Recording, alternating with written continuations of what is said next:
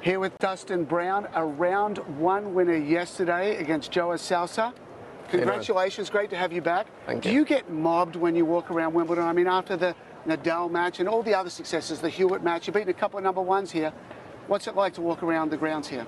Well, it's still fun, coming back every year. I'm very happy that this year I was in the main draw directly. It's made everything in the planning in the beginning a little easier. And yeah, it's just, to be honest, I'm just excited to be back and to get the win yesterday. And yeah, a few more people recognize you, but it's all good. And yeah, I'm just happy to be back here. Tell us about the grass. How is it playing? How are the balls? How did you enjoy being out there on court 14 yesterday? Small court, I think that would suit you. Yeah, it was actually very good. I know Joe. I think he knows me. We've seen each other. We've played each other. I think we both knew what we were going to get out there. He started off very well, playing a few tournaments before in the grass. I knew what I wanted to do. We had to switch up a few things because for me personally, I have the feeling the balls are a little slower than they were the other years. So I think it wasn't that easy to play as much serve and volley. Gotcha. So, try to work around that a little bit. And yeah, in the beginning, when he can play his game, serving and hitting forehands, he's very, very dangerous, and it's tough. It was very tough for me to make the ball fast. Yes. And then when I was down 3-6, 3-5, I mean, obviously also a little luck involved with breaking back at 4-5, but it was just kind of like back to the wall, and I just got to go in on everything, even though it's slow, just to take time away from him and force him to make a few mistakes and maybe start thinking a little bit. Let's talk about that. There's 8 ways that I have when I'm doing my coaching, 8 ways to force an error. Consistency, direction, depth, height, spin, power, court position, and time. You're a master of court position and time. How do you do it? Well, my goal is obviously to come to the net and be aggressive with that. And yeah, a lot of times the serve helps. Sometimes I even try to do it with the return. And I think that's what helped yesterday. Obviously, what kept me in the match was that I started serving a lot better and serving more serve and volley. Yes. And then also on the returns, giving him different looks, going back on a few, trying to attack most of the time and not giving him the time to just, run back and try and hit forehands. Let's have a look at a couple of stats. Right here, 9 forehand winners, 5 backhand winners. Not much happening from the back of the court. You're bringing everything forward, which resulted in the 54 winners.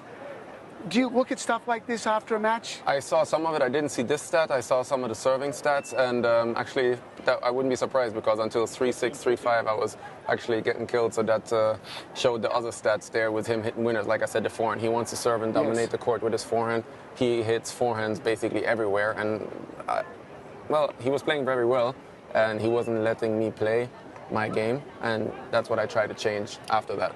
What do you see here? 71% I think is quite high. You've done well on the first serve. The all-important second serve, 66%. How do you get it that high, serving and volleying? I actually looked at it yesterday. At dinner, I was surprised over the 71 because I served apparently very well then, because normally when I'm having a good day, I think I'm somewhere between the 60s, 70s, mid-60s, maybe higher end 60s. But being over 70 on first serve is very high. And then, yeah, I think seeing that the balls are maybe a little slower, for me personally, is the 78, because normally when I'm serving well, I'll be somewhere at over 85, 90% winning on first serve points. Fantastic. Let's go through some points. We'll have a couple of pauses. What I want to really focus on here is how well you exploit the front of the court. We talk about depth, and here it is right now, bringing him in. The old drop shot lob combo. Not only once, but twice. Fantastic. Good serve, and here it is again, exploiting the front of the court. 15 love. So when you're playing, are you thinking, a lot of players, when we think about depth in the court, it's getting it back here and pushing the opponent back behind the baseline, getting the ball deep, but there's nobody else in the draw that is better at this front part of the court. When do you like to go there? We see it on returns, we see it in general rallies, more forehands, more backhands. It always depends. I mean, grass obviously is a very good surface for that. The ball stays low. And yeah, just to take the guys out of their comfort zone. Most of the guys want to be playing back here. And obviously there are a lot of guys in there that have a lot of touch that do very well up there. But most of the guys want to be around this area, and if they come in and they're at the net, they want to hit a volley and not have to play those little things. And when I come in, then it helps me. Like we saw good. And what I really like here is you just asked the question. Hang on a second. Dive, is that a little Boris Becker-esque? A little slide, arms go in, little body surfing. It's fantastic. Great to see here at Wimbledon. Now, you run around. I'm just going to rewind this. Actually, I've never hit this rewind button. I knew I was going to need it for something. We see you run around here to hit a forehand return. Most times when that happens, the server's going to think you're going to crush it. You're going to go big, which will then take him backwards, but you do the opposite and you go and target the front of the court. A little bit of cat and mouse going on there. Well, I wanted to play aggressive, and at that score, I think it's 4-2, I just wanted to, try and, get another break. And most of the times when I was playing, I did this stuff and try and keep him back, and I didn't want, too much rhythm, so that's why I went for the drop shot there. Super nice. Love the backhand return, very short. Once again, the master of bringing in the no look. Beautiful ace on match point. How do you feel right there? More relieved. Yeah, is it more, yes, I'm there, as more like, holy cow, I'm glad that's over? Both, because I honestly have to say, the first, I don't know how long it was, but the first 2 sets he was the better player. Yeah. He executed his plan very well. And I was struggling to force him to play backhands and not get him to play his game. And then once I returned a little better and went in, I realized, okay, he can't hit forehands everywhere. Yes. And then he started making a few mistakes, and then it started coming in my head like, okay, this is what I need to do for the rest of the match. Okay, if I'm going to win or not is a totally different situation. If he normally probably 9 out of 10 times, 8 out of 10 times, he'll hold serve there, and it will be 2 sets to love. It'll be a long way back. And I got a little lucky there. 2 very good returns to go love 30, he thinking, and played a very good tiebreak. And that obviously helped the whole thing.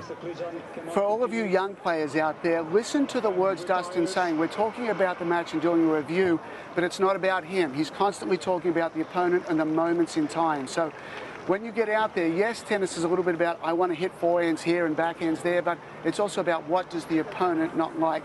I just want to have a little bit of a sneak forward. Have you seen the draw yet? Yes, I saw the draw. A couple of years ago, defeated Rafa out there on center court. This is another huge match. Just a couple of thoughts when you see I've got the #1 player in the world. I've got Andy here at Wimbledon. What a great opportunity. Regardless of winning or losing, what a great opportunity. No, that of course, and like I said yesterday also, the things is when you grow up and you start playing tennis, this is the matches you want. You want to be on this court. I've dreamt on playing on this court, and now getting hopefully on the center court for a second time, and then playing Andy at home here at Wimbledon. Obviously, I said yesterday, an honor, yes. And it's going to be fun, and it will be nice to see. Most of the times when I play these guys, if I want to pick a surface, it would be grass. Yes. So it's nice to be here and just to see, how things look after 7 years. Last time we played in 2010, I think it was a close first set, and after that he won pretty comfortably. And we'll see what happens now. Well, it's been an absolute pleasure. I know you've had a super busy day, and we appreciate you giving us the time to come up here. So thank you very much. Good luck tomorrow. Thank you. And always great to have Dustin Brown talking grass court tennis here at Wimbledon.